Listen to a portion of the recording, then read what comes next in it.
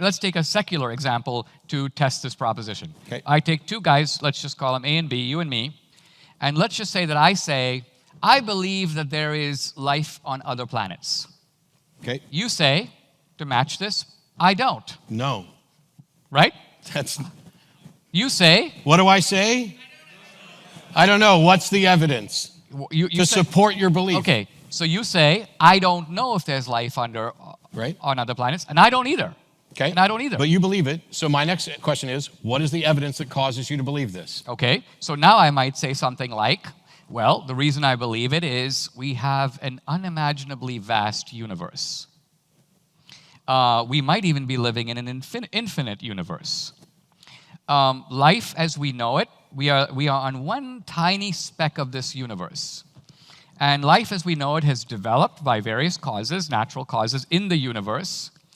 What is the actual likelihood that this event, remotely improbable though it might be, and we can't say what the probability of it is, but let's just say it's 1 in 100 million.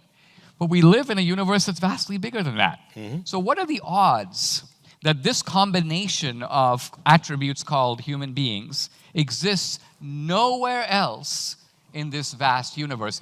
Not just human beings that are like us, but life of any sort at all. What's the probability of that? And let's say I think that that's improbable for the reasons I've just outlined, and therefore I believe it. I don't know it. If you ask me to produce an alien, I can't. But I would argue my belief is in no way irrational. Now, you might say, I'm going to wait until the alien walks on stage, and then I'll believe it. Or because your reason for disbelief may require much higher degrees of certainty than mine are. But I would argue, in me believing it and you not believing it or awaiting the evidence, this is a fake pomposity that comes out of just saying, because I don't know for sure, therefore somehow my belief is more rational than Dinesh's, even though Dinesh has all kinds of good reasons for believing what he does. Of course, if empirical evidence shows up, I'll be as open as you to pay attention to it. But I'm not in some epistemological second-class status because I believe something for which I have my own reasons, even though there's not empirical proof. Okay.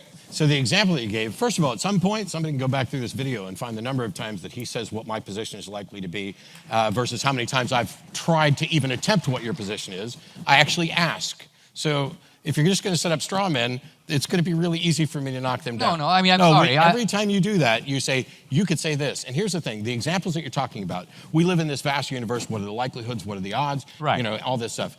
Great questions. And there are things that we can address with data. But the belief that results from that, is not, I believe, the justified belief from that is not, I believe there is life outside of Earth, or intelligent life outside of Earth, we'll stick with that. The warranted belief is, I believe that there's a likelihood consistent with the data of life outside of that. That's different than this is the case, okay? I agree with that. Sure, and this is what I'm saying. It's the example that you're giving is fine. The summation is perhaps sloppy in the sense that we're not distinguishing between I believe there's life outside of Earth versus I believe that the data show that there's a likelihood of this, because my response to that is to say, I think that that is a good estimation of the data that we have. And by the way, I think we can go further because we can look at something like the Drake equation, which will evaluate those things about what the probability is, and also considering the likelihood of when technologies get so advanced, are they more likely to destroy themselves or die from not paying attention to climate change or whatever. Sorry. Well, no, But hang on. But when we do that, I strive to be as careful as I can with what I say, to not overreach, to not pretend that, I pretend to read minds on stage, but not to pretend I can read minds in this stuff. And also say, I should have a discrete position that is clear, based on the evidence, and if that current position is the evidence does not warrant a position, so there may be plenty of good evidence to suggest that life probably in some form occurs throughout the galaxy. We have found the building blocks of life out in space from exploration. So it would seem likely that possibly there is life, whether it's intelligent life, what's possible, who knows outside of it. That's one thing. But to say, I believe there is intelligent extraterrestrial life just based on the likelihood that we're not necessarily alone. It doesn't rise to that level. It's about being consistent with the data. I'll try to illuminate the point by pivoting into politics, because I think that we sometimes when we talk about God and religion, we establish sort of special distinctions and categories that are not normal in everyday life. So I'm going to throw out a bunch of beliefs. Okay. I believe it's likely that Trump will be reelected. I do too. I believe that if Bernie were elected, the day after, the stock market would take a severe hit. A more severe hit than it has in the last couple of days? Probably. Because Bernie would be a walking virus for 4 years. I don't believe that, but that doesn't mean that I'm convinced you're wrong. Correct. So what I'm getting at here is, now again, I'm making these statements of I believe that if Trump is reelected, the market will do well over 4 years. But when I say these things, I'm stating beliefs anchored in my knowledge of politics. There's no empirical fact that I'm leaving out. And it would mean no objection to these beliefs for you to say to me somehow, Dinesh, my position on this is actually rather Jesuitical. I draw a distinction between warranted belief and beliefs that are ultimately don't have sufficient warrant. I would say we're talking about the future, Matt. None of us knows, I grant that. In that sense, it resembles life after death. We're plugging in all the data we have, and we're making a judgment about something that affects our life, just like life after death does. We have to act upon it because we have investments and portfolios. We have to cast our own vote. So we're going to make decisions about the future based on what we think is going to happen. My belief is in no way irrational because I cannot have either certitude about it, or I don't have the kind of empirical evidence that would enable me, in some senses, to declare the belief warranted. No, it is warranted. So, first of all, here we go again.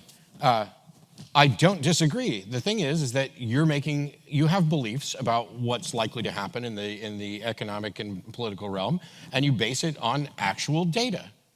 I have no objection to that at all. But this, I think, gets to the heart of where and how you and I are dramatically different. Not just in epistemology and what may or may not warrant believing in something without evidence, because I can't imagine both acknowledging, I have no evidence, but I believe it anyway. That's not the same thing as what we're talking about now. You have a lot of evidence. You have market research. You have other information. You know what's likely to happen. You know where the majority of people are, what they're looking forward to. Here's the marked difference between the two of us. At every instance tonight, when we got to something that was potentially political or that was about policy, you went to money. Where are they spending their money? Are they building this on the coast? What are the markets going to do? What is this going to do? I don't give a rat's ass about money. I give a rat's ass about human beings. And as a humanist, I'm looking at how the world can be better with policies that lift people up. And I'm not talking about, I have no problem with Bernie. I voted for him before. I'm not a Bernie or buster. I'm not a Bernie bro. Matter of fact, they annoy the crap out of me. And yet I will be supporting probably almost certainly whoever the Democratic nominee is for a number of reasons. But I think the big one is I have a focus that is on human beings and doing whatever we can to lift people up and not to make rich people richer or to make markets just better so that we can say we made markets better. Because if the market goes nuclear and just it's not like we're not already the wealthiest country as it is, but if we all got, if we all got wealthier, if the United States market just went through the roof, I don't think we've lifted all boats. I think the gap in income, the gap in wealth, the gap in value of human beings is widening, and I don't think focusing on the market is the fix for that. Okay. First of all, in the 2 or 3 times that I've cited markets, my purpose in citing them was as mechanisms of information. In other words, a market is a sign of how seriously people with money who have to put their money on the line take a piece of data, right? So I'm not using the market as the market is always right. I'm simply using the market as if people really thought this was going to happen, they would start moving their cash. And that's just a fact about people. Sure, right? I have agreed. Okay. If somebody really thought this is what the market was going to do, that's where they'd move their cash. Exactly. But what they think about the truth has no bearing on what the truth is. Just like the number of people who believe something, how strongly okay, they you believe said it, that. whether they're going to, Okay. that's not a thing. Now, you threw this contrast up between, you mentioned the issue of inequality. Yeah. And you said you don't care about markets, you care about people. I was being hyperbolic. to make the Hyperbolic, point. but let's Of zoom course, I into care that about a little markets. bit. It's not like you throw it out. Of course, but what I was going to say is this: the reason, and I agree, by the way, we have more inequality now than we had, for example, in the 1970s. Mm-hmm.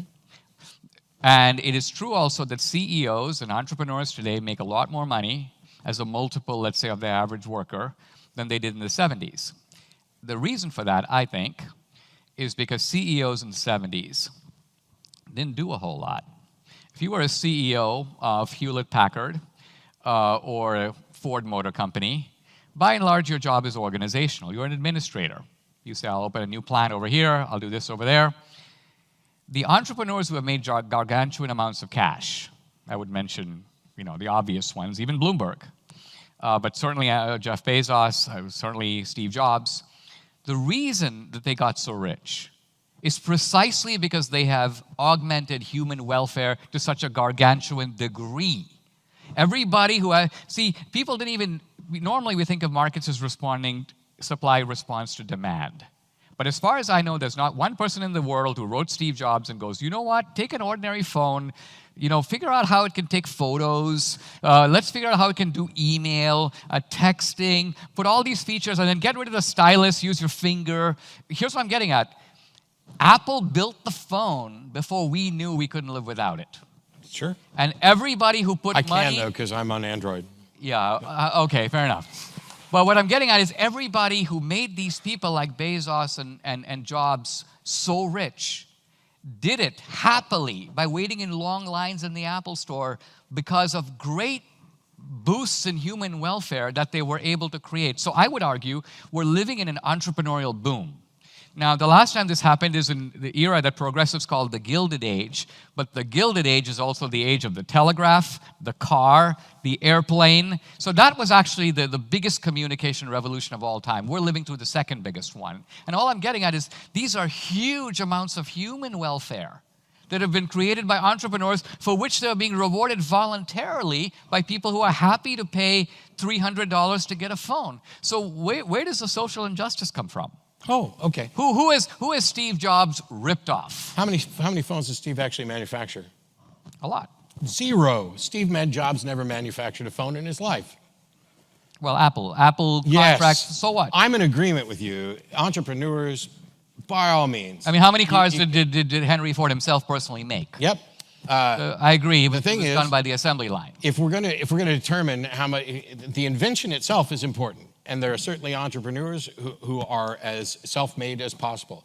However, that's not the sum total of wealth, and it doesn't mean that if I invent something and then have 25,000 employees, some of which I don't give a particularly good living wage to, manufacture those phones so that I can make as much money as possible off of my invention, that I'm actually doing something that is in the best benefit of society or that is boosting society. And you get to decide that. You, a magician, Sure I do. sitting here, decide, here's a voluntary transaction. Well, let's elaborate the example so we can see capitalism in its pure form.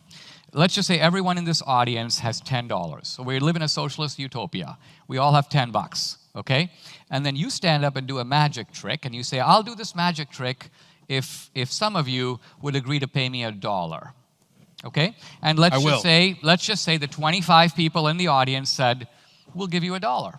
So everybody else clears the room, you do the magic trick, they give you $1. Our perfect equality is now interrupted by inequality, right? Wait, what's the inequality? Because in that example, Hold on. So I manufactured 100% yes, you of did. the magic myself. Correct. But here's the point. The point is that, well, you might have an assistant and you bought equipment and you might have bought that at cheap prices and so on. We'll leave all that aside. The main point is that the guy who gave you the $1 thought your magic trick must be worth at least $1. Yes, but I'm not complaining about the person who willingly gives Apple money for their phone. Okay, And I'm not, by the way, I'm not ragging on Apple or the iPhone or any of that. right. I'm saying, yes, there are entrepreneurs, and yes, there are people who justifiably go from nothing to immense wealth. I'm not objecting to wealth. I'm not advocating for an absolute equality where everybody gets $10 and that's all you're ever going to get. No, but you're stepping aside. Let's take Walmart. The ordinary guy who works in Walmart at the cash register makes $25,000 a year. That's the average pay at Walmart for a cash register guy. The managers at Walmart make about $200 grand. Now the family that owns Walmart makes a killing, as you know. Here's my question: who are you? These are people who voluntarily show up for work. They could go work at Target. They choose to work at Walmart. They could be at the cashier at Vaughn's or at Kroger's. They want to be at Walmart. They take the best job they have. There's an agreement between them and Walmart about how much to be paid. They should be paid for.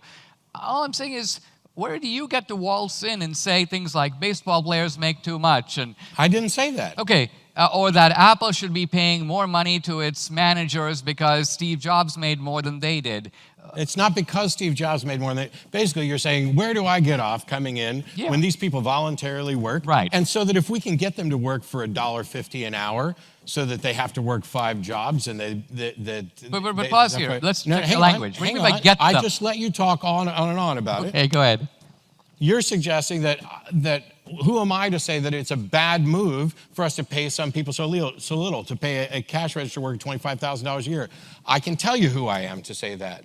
I am someone who may end up in that position, but I'm also someone who may have family members in that position, who may have friends in that position. I'm also somebody who lives and works in a society that benefits from them, and I benefit from them staying healthy and productive in society. It's not to pretend that the massive wealth disparity is all down to somebody had a really good idea and other people agreed to work for a pittance, and that's just fine. It may be true that some people had a good idea and some people work for a pittance, but that doesn't mean it's just fine. It doesn't mean it leads to a better society. It doesn't mean that people can afford health care. And if they can't afford health care, then guess what? They're potentially getting me sick. If they can't, this is why the government steps in to suggest that you need to vaccinate your kids, because vaccines don't freaking cause autism. They protect and save lives. I know you didn't say that. Yeah. This is something I would trumpet. And there are people out there who can't have vaccines, who depend on herd immunity. And similarly, they need the person who's checking them out, handling their money, giving them back their change, that when they cough in their hand and hand it back to them, they at least have the same opportunities that healthcare should be a basic human right. And if it's not, then we definitely have to pay people more. The number one cause of bankruptcy in the United States